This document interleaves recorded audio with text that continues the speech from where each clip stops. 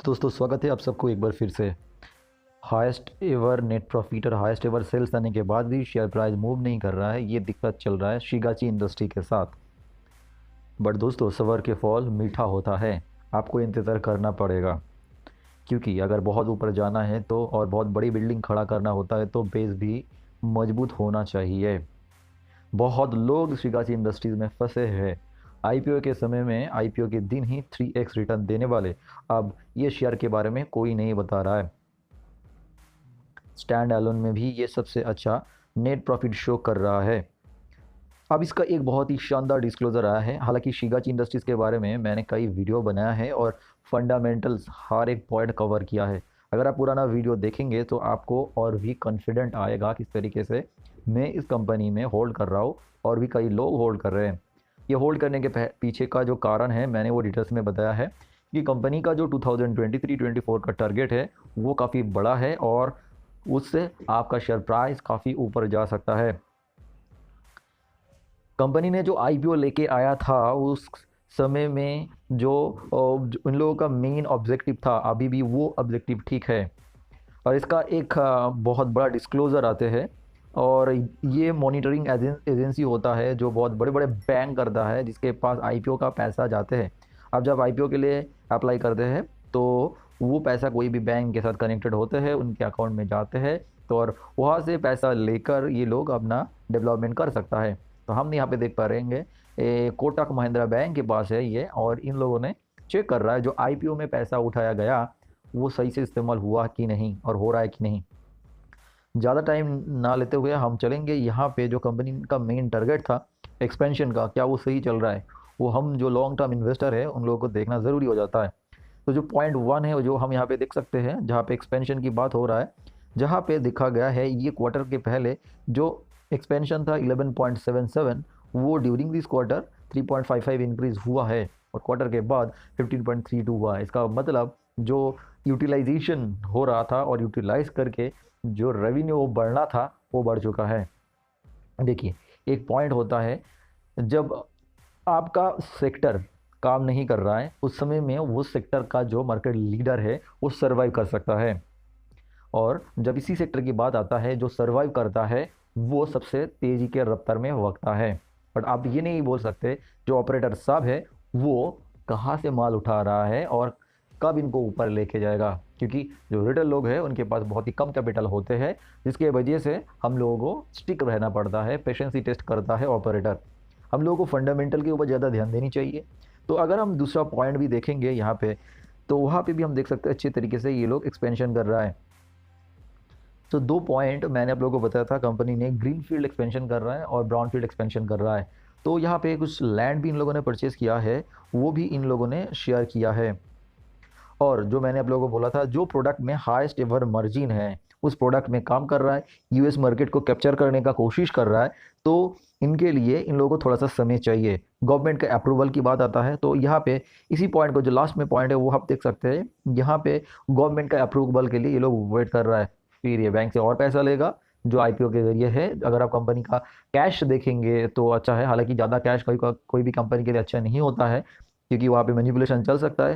हालांकि ये जो मैनेजमेंट है इनको बिलीव मैं कर रहा हूँ क्योंकि मैंने इससे पहले इन लोगों का ट्रैक रिकॉर्ड पढ़ा हो, जाके प्लांट विजिट किया हूँ, 1-to-1 बात भी किया हूँ, तो मुझे इसमें एक ट्रस्ट फैक्टर नज़र आता है। और यहाँ पे जो परचेज़ किया गया है लैंड उनके बारे में बोला गया है गवर्नमेंट का परमिशन के बाद वो काम करेगा। यहाँ पे वही चीज़ लिखा हुआ है जो यूटिलाइजेशन ऑफ लैंड है वो भी यहाँ पे देखिए ऊपर का जो point utilization is yet to be concern since government has handed over land recently. तो थोड़ा सा आपको देखने को मिलेगा और यहाँ पे डिले होते हुए नज़र आ रहा है। बट हाँ ये 2023-24 का टारगेट है, तब तक इन लोग ओपीएम भी ठीक करेगा और आपका जो रेवेन्यू चल रहा है इस तरीके से चलता रहेगा। And one more important point यहाँ पे दिखा जा रहा है जो मटेरियल का होता है वो डाइवर्शन होता है, तो मटेरियल का कोई भी डाइवर्शन यहाँ पे देखने को नहीं मिल रहा है। फिर अभी कितने परसेंट यहाँ पे फंड का यूटिलाइजेशन हुआ है तो हम यहाँ पे देख सकते हैं utilization of fund has started and 61.4% has been sent so far. The same is an accordance with the offer document. तो मतलब सारे पैसा का भी यूटिलाइजेशन नहीं हुआ है, धीरे धीरे होगा, यही तो ठीक है ना। बाकी जितने सारे कंपनी आईपीओ लेके आते हैं बहुत सारे लोग तो सिर्फ प्रोमोटर बेच के निकल जाता है। जैसे पेटीएम हो सकता है, जैसे नाइका हो सकता है, ये सब ने तो ऐसे ही सब कुछ चुना लगाया। बट यहाँ पे जितने सारे आईपीओ बुल मार्केट में आया था, स्पेशली ये कंपनी मुझे अच्छा लगा था, क्योंकि ये सचमुच एक्सपेंड करना चाहता है, तभी पैसे के लिए यहाँ पे आया था। बाकी तो हम देख ही सकते हैं क्या चल रहा है, कोई भी आईपीओ को ऊपर नहीं गया है, मतलब जो शेयर प्राइस में आया, इसका भी प्रॉब्लम है। बट एक होता है बिलीफ फैक्टर, उसके वजह से हम होल्ड कर रहे हैं, क्योंकि इस कंपनी का जो प्रमोटर है वो अच्छा है। और अगर हम थोड़ा सा फंडामेंटली आगे भी देखें तो हम यहाँ पे देख सकते हैं, यहाँ पे फिक्स्ड एसेट तो बड़ा है, बहुत अच्छे तरीके से बड़ा है, क्योंकि जो लैंड के बारे में बोल रहा था ये लोग, ये आप देख सकते हैं मार्च एंड सितंबर, तो हम देख सकते हैं यहाँ पे बड़ा तो है। फिर यहाँ पे अदर्स एसेट में जब जाएंगे तो हम देख सकते हैं कंपनी के पास कैश पड़ा है, और ये कैश और भी यूटिलाइज हो सकता है। बट हाँ, ये कैश देखिए पिछले समय में ज़्यादा था, वो क्या हो गया है, कम हुआ है, मतलब जो ऑपरेशन पर्पस है उसी में यूटिलाइज हुआ है। कंपनी के पास ट्रेड रिसीवेबल बड़ा है, ये क्वार्टर टू क्वार्टर वेरी करता है, शायद अगले क्वार्टर में ये कैश में कन्वर्ट हो जाएगा। इन्वेंट्री ज़्यादा नहीं है, सेल्स जिस तरीके से बढ़ा है उस रेशियो में चल रहा है, ये अच्छा है। फिक्स्ड एसेट में इंप्रूवमेंट हमको देखने को मिल रहा है, कंपनी और भी इंप्रूव कर रहा है CWIP में, जो मैंने आप लोगों को बोला था प्रोसेस में है ये, ठीक है। तो बोरोइंग भी यहाँ पे देख सकते हैं, बोरोइंग बड़ा है क्योंकि एक्विजिशन है, प्लस आपका नए जो प्रोडक्ट आ रहा है उनका मार्केटिंग एंड ब्रांडिंग के लिए ये लोग काम कर रहा है। सो एक बहुत बड़ा गेम चेंजर साबित हो सकता है। तो उस हिसाब से आप देखिए, जो सेल्स का ग्रोथ लाजवाब है, प्रॉफिट भी ठीक ठाक नज़र आ रहा है, और शेयर प्राइस करेक्ट हुआ है वो तो हम जानते ही है। रिटर्न रेशियो ठीक ठाक है, रिटर्न रेशियो ठीक ठाक है, और ये अच्छा होगा और भी अच्छा होगा, क्योंकि ये सिर्फ केमिकल में काम नहीं कर रहा है, फार्मा भी काम कर रहा है। दोनों सेक्टर अभी थोड़ा सा मतलब हेडविंड में है, तो ये ऊपर जाने वाला है, क्योंकि ज़्यादातर हम देख रहे हैं एक साइकिल जो होता है यहाँ पे 1 साल 2 साल के लिए चल रहा है। तो अगर ये इसका निचले फ्रेस है तो यहाँ पे बेस बना के ये ऊपर जाने का तैयारी में है, ठीक है। तो घबराने की ज़रूरत नहीं है, मार्केट का रूल्स ही यही है, अगर 1 साल पैसा नहीं दिया तो अगले समय में वही सेक्टर ऊपर जाएगा।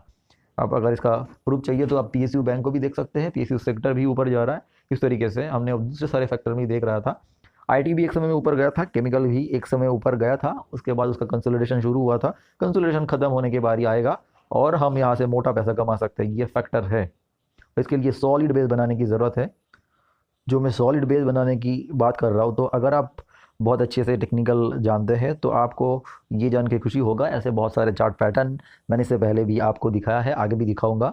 ये होता है एक कंसोलिडेशन जोन, और ये ब्रेकआउट जब होता है ना तो बहुत बड़ा रिटर्न आता है, क्योंकि जो डाउन साइड है, डाउन साइड नज़र नहीं आ रहा है, अप साइड में आपको देने के लिए बहुत सारे है, क्योंकि फंडामेंटल जो है वो कहता है कि इस कंपनी का जो रेवेन्यू है ये कम नहीं होगा, OPM सस्टेंड है, और जो सारे कंपनी का प्रॉब्लम है इनके साथ नहीं है। इसीलिए मैं कुछ कंपनी जो है उनके ऊपर बात करता हूँ, ट्रस्ट करता हूँ, और आप लोगों के बारे में बोलता हूँ। अगर आपका होल्डिंग है तो होल्ड करिए, आपको समय लगेगा बट आपको रिटर्न अच्छा मिलेगा, ठीक है। अगर आप एवरेज करना चाहते हैं तो निचले का जोन है वहाँ पे, जैसे ये सारे जोन हैं, ये सारे जोन पे आप एवरेज कर सकते हैं, क्योंकि जो लोग यहाँ पे खरीद रहा है ये होल्ड ही कर रहा है और ये ऊपर लेके जाएगा। बहुत सारे चार्ट ये देखा है, जितने सारे आप देख रहे हैं ना ऊपर जा रहा है PSU कंपनीज, सारे के सारे चार्ट पैटर्न में ये सारे टाइप का कंसोलिडेशन था, अब ऊपर जा रहा है, ठीक है। रिसेंटली ट्विटर में एक कंपनी वायरल हुआ है जो आप देख सकते हैं, IRFC, गवर्नमेंट का कंपनी है। देखिए ना किस तरीके से यहाँ पे कंसोलिडेशन हुआ था, देखिए आपका मन लगेगा इन्वेस्ट करने का, यहाँ पे ऊपर नीचे होके। अब उसके बाद देखिए रिटर्न, अब सिर्फ एक नहीं, ऐसे कई कंपनी मैं आपको बता सकता हूँ। और देखिए NLC इंडिया, बात नहीं कर रहे लोग, तो यहाँ पे भी कंसोलिडेशन चल रहा है। सो एंड देन आप देखेंगे किसी दिन आपको बोलेगा ये ऊपर के भाव में चल रहा है। होता है ऐसे कंसोलिडेशन, समय लगता है, बट उसके बाद बहुत ऊपर जाता है। स्क्रिप्ट तो आपको पेशेंस की ज़रूरत है, ऐसे होगा एक दिन आएगा जिस दिन आप देखेंगे अपर सर्किट लगा हुआ है 20% का, उसी दिन का इंतज़ार है।